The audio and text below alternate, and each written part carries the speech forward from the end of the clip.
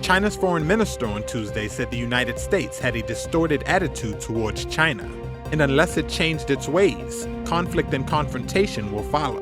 The blunt comments came at a news conference on the sidelines of an annual parliament meeting in Beijing. If the United States does not hit the brakes but continues to speed down the wrong path, no amount of guardrails can prevent derailing or a crash, and there will surely be conflict and confrontation. Tensions between the two superpowers have escalated over a number of issues including Taiwan, trade, and more recently the war in Ukraine. But they worsened last month after the United States shot down a balloon off the U.S. East Coast that it says was a Chinese spying craft. During the nearly 2-hour news conference Tuesday, Foreign Minister Chen Gong reiterated China's position on Taiwan, saying it's a red line that cannot be crossed, and also blamed what he called an invisible hand for the escalation of the war in Ukraine, without specifying who he was referring to, though Russia later said it was the United States. Regrettably, efforts to persuade peace and promote talks have been consistently undermined. It seems that there is an invisible hand pushing for the protraction and escalation of the conflict, using the Ukrainian crisis to serve certain geopolitical agendas. China has declined to condemn Russia's invasion and has fiercely defended its stance on the war, despite Western criticism of its failure to single Russia out as the aggressor. China has also vehemently denied U.S. accusations that it has been considering supplying Russia with weapons. For its part, the U.S. says it favors establishing guardrails for relations with China and is not seeking conflict. Tony Dennis, Deputy Commander for the Buckeye Brigade from the Ohio Nation. Hey sir, how are you? Good. Hey sir, this is First Lieutenant Zach Commander. Well, let's say Kurdish. Okay. I should underscore that U.S. forces are ready to remain in Iraq at the invitation of the government of Iraq to support the Iraqi-led fight against Daesh. Daesh is not the only threat that this region faces. The United States condemns the repeated cross-border attacks from Iran. These attacks violate Iraqi sovereignty, put Iraqi lives in danger, and hold the Iraqi people back. The United States will continue to stand with the people of Iraq. For the country of Iraq to realize its full potential, Erbil and Baghdad must work together for the good of all Iraqis. The U.S. Justice Department filed a lawsuit Tuesday to block JetBlue Airways from buying Spirit Airlines. It's concerned about the possibility of higher airfares and fewer consumer choices. Attorney General Merrick Garland said the planned $3.8 billion merger would put flying out of reach for many cost-conscious travelers. If not blocked, the merger of JetBlue and Spirit would result in higher fares and fewer choices for tens of millions of travelers across the country. The Justice Department is suing to prevent that from happening. Spirit and JetBlue are pushing back. The CEO of JetBlue said in a statement on Tuesday that the DOJ has got it wrong on the law and misses the point of the merger, saying that the deal would actually create a national low-fare, high-quality competitor to the Big Four carriers. Currently, American, Delta, United, and Southwest account for 80% of the market. JetBlue is the country's 6th largest, but merging with Spirit would bring it to 5th.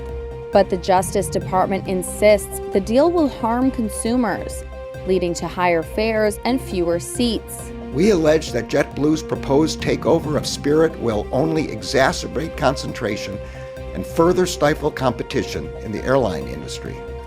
JetBlue's elimination of Spirit as an independent company increases the risk that the remaining airlines, including JetBlue, would coordinate to raise prices or reduce capacity on particular routes where Spirit currently operates. The lawsuit is the latest attempt by the Biden administration to push back against further consolidation in industries that had previously undergone extensive merger activity. It also comes as the administration takes other steps it says are aimed at increasing competition among U.S. airlines. 2 of the 4 Americans kidnapped by gunmen on Friday when they drove into Mexico were found dead, and the 2 survivors, one male, one female, have returned to the United States. The freed Americans were transported back across the border to U.S. authorities. U.S. State Department spokesman Ned Price.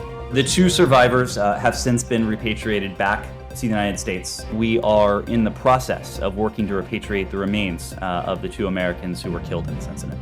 The kidnappings, believed to be shown here in screen grabs from video posted to social media, have put a harsh spotlight on U.S. concerns over gang violence in Mexico, with Tamaulipas being one of the most violent states. The 4 Americans were in a white minivan when they entered the border city of Matamoros, which now has a heavy presence of police and soldiers. Gunmen fired on the passengers shortly after they crossed into Mexico and then herded them into another vehicle before fleeing the scene, according to the U.S. Embassy in Mexico. U.S. media have reported that one of the Americans was traveling to Mexico to get cosmetic surgery. Authorities said a Mexican bystander was killed when the 4 were abducted, and a 24-year-old has been detained. Mexican President Andrés Manuel López Obrador expressed his condolences and pledged to bring the perpetrators to justice. But he also lashed out at what he cast as tabloid coverage of the incident and accused the media of not giving the same attention to killings of Mexicans in the United States. At the White House Tuesday, spokesperson Karine Jean-Pierre said U.S. officials were in touch with the families of the victims. Attacks on U.S. citizens are unacceptable, no matter where or under what circumstances they happen. We will continue to work closely with the Mexican government to ensure justice is done in this case. Authorities are still investigating how the 2 Americans died, and one Mexican official said the most likely explanation for the group's abduction was that they were mistaken for someone else. The White House said Tuesday it backed legislation by a bipartisan group of 12 senators to give the administration new powers to ban Chinese-owned video app TikTok and other foreign-based technologies if they pose national security threats. The endorsement boosts efforts by a number of lawmakers who want to rein in the popular app used by more than 100 million Americans. You got 100 million Americans, 90 minutes a day. Democratic Senator Mark Warner, who chairs the Intelligence Committee, said the bill gives the Commerce Department the ability to impose restrictions up to and including banning TikTok and other technologies. I absolutely believe that China, with its authoritarian values dominating those technologies, is not in the national security interest of our country, or for that matter, people across the world who don't live in authoritarian regimes. Warner said it would also apply to foreign technologies from China, Russia, North Korea, Iran, Venezuela, and Cuba. TikTok said in a statement that any U.S. ban on TikTok is a ban on the export of American culture and values to the billion-plus people who use our service worldwide. The bill would require the Commerce Secretary to identify and address foreign threats to information and communications technology products and services. Warner said it was important the government do more to make clear what it believes are the national security risks to the U.S. from the use of TikTok. Still, an outright ban of TikTok in the United States seems improbable to some experts, like Shuman Gosmajumder, a former fraud czar at Google. It's extremely difficult to imagine TikTok or any app of this scale being banned across the United States. There are a number of problems that are associated with the government doing that, not the least of which is it's sort of unprecedented in terms of there's been no other app like this that has reached this level of popularity that has suddenly become banned in the United States. So I think practically it's extremely difficult and probably unlikely. TikTok, the ByteDance-owned app, has come under increasing fire over fears user data could end up in the hands of the Chinese government, undermining Western security interests. TikTok chief executive Xu Zichu is due to appear before Congress on March 23rd.